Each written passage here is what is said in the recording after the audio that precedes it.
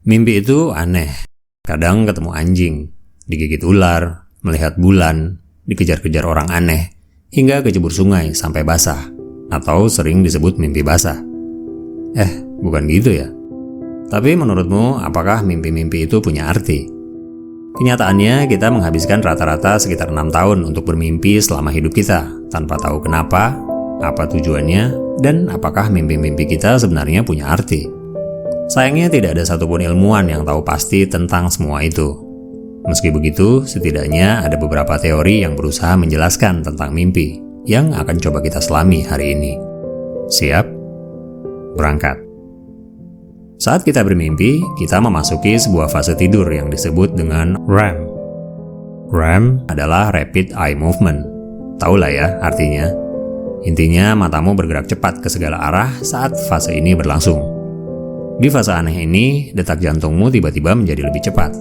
Tekanan darahmu naik, dan aktivitas otakmu bekerja hampir setara dengan ketika kamu terjaga.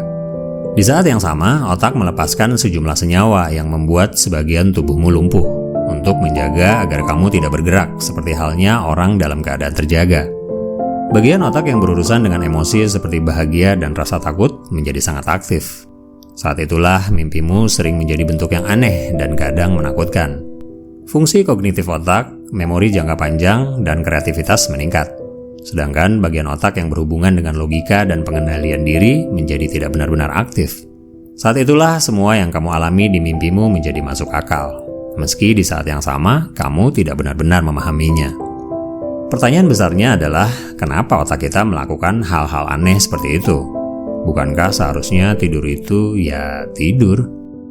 Di video sebelumnya tentang kesadaran, saya pernah membahas hal ini.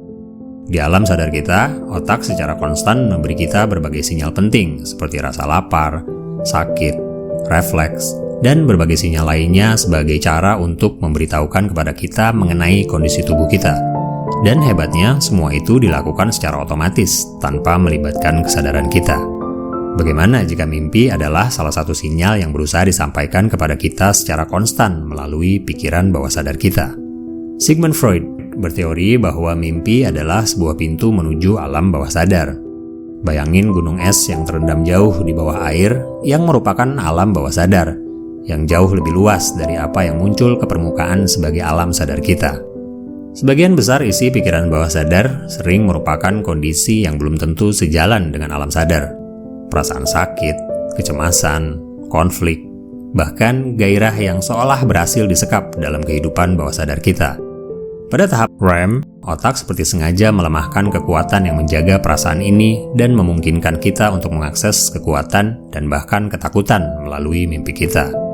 Freud sangat percaya bahwa arti sebenarnya dari mimpi bersembunyi di balik konten aktual kita, dan interpretasi mimpi menjadi sangat penting untuk memahami bagaimana mereka berhubungan. Sekitar 8 abad sebelum Freud, seorang filsuf, sastrawan, ahli matematika, sekaligus astronom, Umar Khayyam telah merumuskan berbagai arti mimpi dalam kehidupan manusia.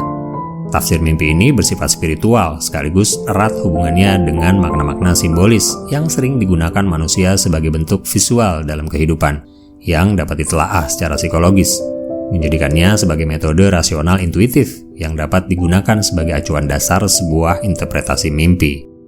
Menurutnya, mimpi merupakan representasi dari perilaku yang bisa dijadikan alat untuk meneliti kondisi jiwa seseorang. Psikiater Swiss abad ke-20, Carl Jung, juga memiliki pendapat yang mirip.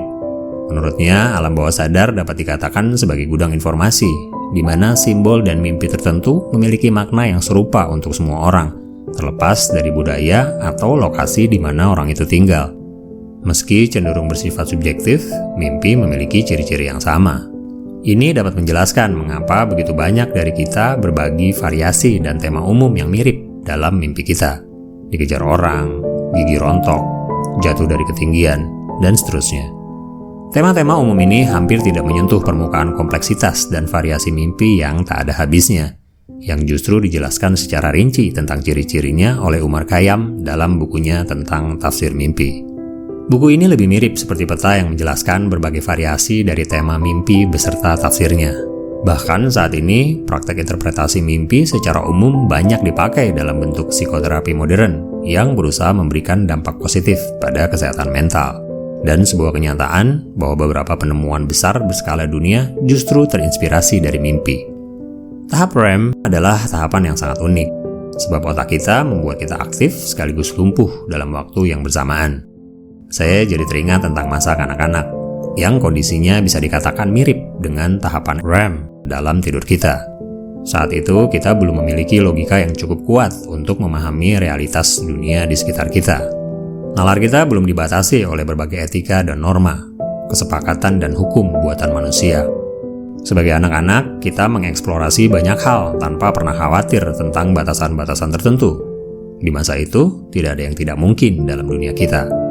Kita seolah menjadi bagian dari ketidakterbatasan semesta dengan sedikit sekali kesadaran bahwa kita sebenarnya tengah terperangkap pada entitas fisik yang memiliki batas-batas tertentu. Apapun itu, cara kerja otak merupakan misteri terbesar yang sampai saat ini masih belum terpecahkan. Dan mimpi lebih mirip seperti sebuah jendela yang mungkin bisa kita intip untuk mengungkap berbagai rahasia yang mungkin ada di baliknya. Pendekatan spiritual boleh jadi merupakan sebuah dimensi yang bahkan sangat mungkin melampaui sains secara fisik. Jika otak bisa melakukan aktivitas luar biasa secara otomatis tanpa melibatkan kesadaran kita, bahkan di saat kita sadar, kenapa tidak sebaliknya di alam bawah sadar kita? Jika ia dengan konsisten memberikan sinyal-sinyal pada tubuh sadar kita, saya pribadi percaya bahwa mimpi, dalam kondisi sebaliknya, adalah sebuah sinyal yang diberikan otak untuk menyampaikan pesan-pesan rahasia yang mungkin bisa bermanfaat bagi kehidupan kita. Tapi itu saya. Bagaimana dengan kamu?